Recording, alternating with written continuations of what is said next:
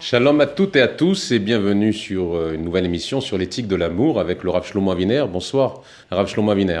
Bonsoir, chères téléspectatrices, chers téléspectateurs. Nous espérons que vous êtes également chers l'un pour l'autre, car c'est ça l'objectif de notre émission. Causerie aimable. Voilà, donc nous sommes à la 5e émission, donc nous commençons à avoir quelques questions. On attend bien sûr votre feedback et vos questions. Donc je commence tout de suite par une question que nous avons reçue la semaine dernière. Me mettre à la question. Voilà.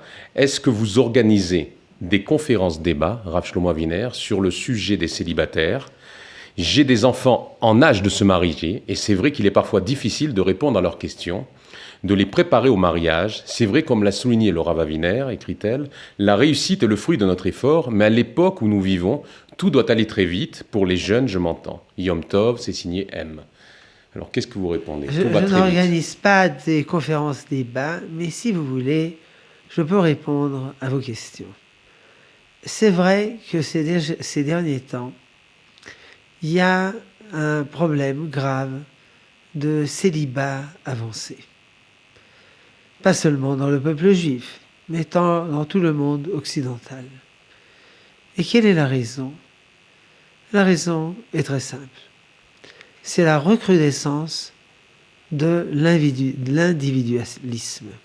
Oui. Individualisme. L'homme est amoureux de lui-même à outrance. Évidemment, on a le droit de s'aimer soi-même. On a le devoir, puisqu'il est écrit « Tu aimeras ton prochain comme toi-même ». Donc je dois m'aimer moi-même. Mais si c'est à outrance, il est impossible de se marier. Parce que je chercherai quelqu'un de parfait. Quelqu'un qui réponde à tous mes desiderata. En fin de compte, je chercherai une femme objet ou un mari objet. Je tomberai dans le piège de la réification. Res en anglais, objet. Il faut que ma conjointe, elle réponde à toutes mes attentes. Elle me cause tous les plaisirs et toutes les joies et toutes les réjouissances. Or, c'est impossible. Le mariage est également fondé sur des concessions mutuelles. Le conjoint, il n'est pas parfait. Une fois, quelqu'un m'a dit, je rencontre une jeune fille, mais voilà, elle a des défauts. 1, 2, 3, 4. Je lui ai dit, elle en a encore d'autres. 5, 6, 7, 8, 9, 10. Il m'a dit, comment vous le savez, vous la connaissez? J'ai dit non, je ne l'ai jamais rencontrée. Vous n'avez même pas dit son nom. Alors comment dites-vous qu'elle a d'autres défauts? Eh bien, je ne la connais pas personnellement, mais je connais le genre humain, je le suis de près depuis plus de 5000 ans. Nous ne sommes pas des anges, nous sommes des êtres humains, nous avons des défauts. Que voulez-vous? Vous cherchez à vous marier avec une ange? Ça n'existe pas. Et si ça existait, elle ne se marierait pas avec vous. Parce que vous non plus, vous n'êtes pas un ange. Et bien, tout est pour le mieux, dans le meilleur des mondes. Un non-ange avec une non-ange, une mésange, etc.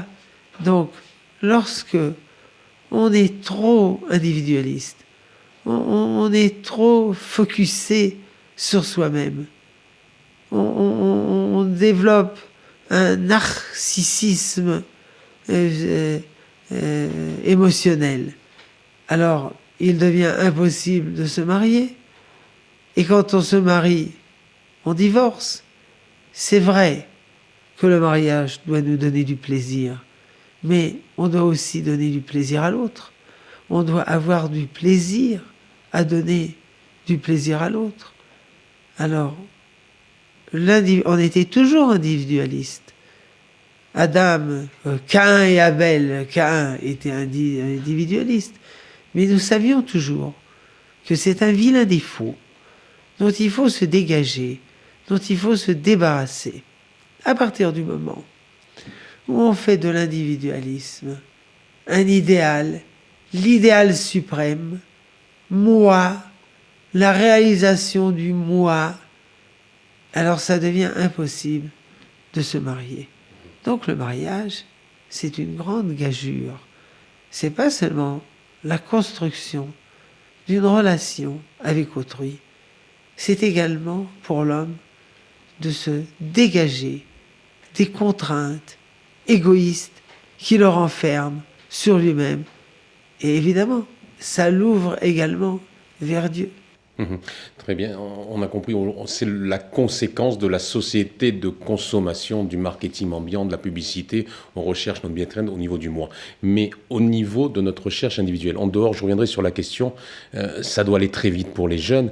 Comment savoir que la personne qui est présentée est la bonne? Comment ne pas rater son zivou? Comment faire pour mériter de rencontrer son zivou? On donne des recettes. Entre les prénoms, on en a parlé la fois dernière, mais il y en a même un qui nous écrit, il faut lire le Pérec Shira. Ouais. Bon, vous avez posé trop de questions Trop de questions à la fois. Il faut les poser une à une. Et voilà. Ça doit aller très vite, comme vous l'avez dit. Ah, ça doit aller très vite. Alors, tout d'abord, le Père Ekshira, c'est une prière, c'est une étude. La prière et l'étude ont toujours un impact précieux et positif sur la vie humaine. Mais faudrait-il encore ne pas comprendre la prière ou l'étude ou la récitation de versets comme une recette magique. Ça amène une purification de l'individu, une élévation de l'individu. Et dans ce sens, ça le dégage de son égoïsme et ça lui permet d'engager un dialogue envers autrui et de se marier. C'est vrai, la prière, l'étude, les Teilim, Pérec Shira, tout ce que vous voulez, ça nous fait avancer. Mais, comme le dit Rabbi Moshe Chaim Luzzatto, dans son Mesilat Yesharim, le sentier de la rectitude, il ne suffit pas de réciter les psaumes, il faut également les accomplir dans sa vie personnelle. Secondement, quant au prénom, ça ce sont déjà des bêtises à la gomme arabique. Les prénoms, la correspondance numérologique, ça ne veut rien dire. Il est triste qu'après 2000 ans de travail en vue de l'ascension du rationalisme, on est encore en but avec la fuite du discernement, de la réflexion rationnelle, etc. Et on croit à des bêtises. Mais comment faire face au doute? C'est ça la question. Alors maintenant, comment être sûr que la personne qui est présentée, c'est la bonne? La question de 10 000 $ ou bien de 10 000 €, comment puis-je savoir? Sûrement, c'est meilleur l'euro. L'euro, c'est évidemment, évidemment. Comment puis-je savoir que la douce personne qui m'a été présentée, c'est celle que Dieu m'a désignée? Eh bien, c'est très simple. Il fallait y penser. Il y a 2 conditions, sine qua non, 2 conditions suffisantes et nécessaires. L'estime et l'amour. L'estime est fondée sur les qualités d'autrui. C'est ainsi qu'on doit estimer quelqu'un. Il a des qualités, de la droiture, de la vertu, de la crainte de Dieu, l'estime. On ne peut pas se marier avec quelqu'un qu'on mésestime. Et secondement, il faut l'aimer. Bien que l'amour, ce soit un secret, le secret de l'amour romantique, il faut l'aimer. Mais ça ne suffit pas d'aimer. Si j'aime quelqu'un que je mésestime, ben, je peux me marier avec un chat ou avec une chatte, parce que c'est très sympathique, puis c'est très aimable, mais j'ai aucune estime. Tout d'abord, il faut de l'estime. Et l'estime entraîne plus tard le respect, une relation de respect envers un être humain, respecter ses pensées, respecter sa conduite, respecter ses desiderata, etc. Lui parler de façon honorable, parce que je l'estime. Et secondement, l'aimer. Je me sens bien avec. Alors, ça ne veut pas dire que l'estime et l'amour élaguent toutes les difficultés. Mais après ce départ, cette base de départ, eh ben, en avant, au travail. Au travail. Au travail. Justement, autre question un peu de côté. On a une téléspectatrice qui dit « Une chadranite me propose un chidour avec un Gerd Tzedek. Je n'ai pas refusé, mais ne sais pas si j'ai bien fait. Mes enfants, adultes, m'ont parlé d'une Giorat Tzedek qui, sur son lit de mort, a acclamé un curé. Que faut-il penser de ces Gerd Tzedek? Merci beaucoup d'avance pour votre réponse, si possible. » Donc, est-il bon de se marier avec une convertie, avec un Gerd Tzedek? On sait qu'on est beaucoup regardé en France, notamment en Rousselarès, en dehors d'Israël. Et cette question se pose généralement, est-ce qu'on peut convertir notre fiancé pour se marier? Il y a un petit peu tout à la fois. Alors, tout d'abord, cette histoire de la convertie qui a demandé un curé, c'est un cas d'exception. Si on commence à construire sa vie avec des cas d'exception, et c'est livré à des généralisations fallacieuses, eh bien, on est perdu. On perd toute la réflexion, toute la logique. C'est un cas d'exception, ça ne veut rien dire. Il y a également des juifs de naissance qui sont passés au christianisme. Alors, ne nous racontez pas des histoires. Il y a plus de juifs de naissance qui se sont convertis au christianisme que de goyim convertis au judaïsme qui ont fait cette démarche. Alors, il n'y a aucune différence si quelqu'un est un juif de naissance ou si c'est un converti. Son passé ne nous intéresse pas. On n'a d'ailleurs pas le droit, d'après le traité de Baba Metzia 58, de rappeler à un converti son passé. De ce fait, on transgresse un commandement de la Torah, l'otonu, vous ne ferez point offense à autrui. On ne doit pas rappeler un repentant, un Baal Teshuva, ses mésaventures passées, et on ne doit pas rappeler un converti son passé. Une fois, il y a quelqu'un qui est venu étudier dans notre yeshiva, un converti. Je lui ai dit, bonjour, vous avez quel âge? 2 ans. Et vous êtes né où? Dans la mikveh, dans l'immersion rituelle. Autrement dit, m'a-t-il dit avec politesse, je vous prie de ne pas me mêler de vos affaires, de mes affaires, et de fourrer votre nez dans mes affaires. Maintenant je suis juif, un point c'est tout. Ne me posez pas de questions. Il m'a dit ça avec une grande politesse, un déferment, etc. Mais il n'était pas intéressé à ce qu'on fouille dans son passé. Donc, il n'y a aucune différence.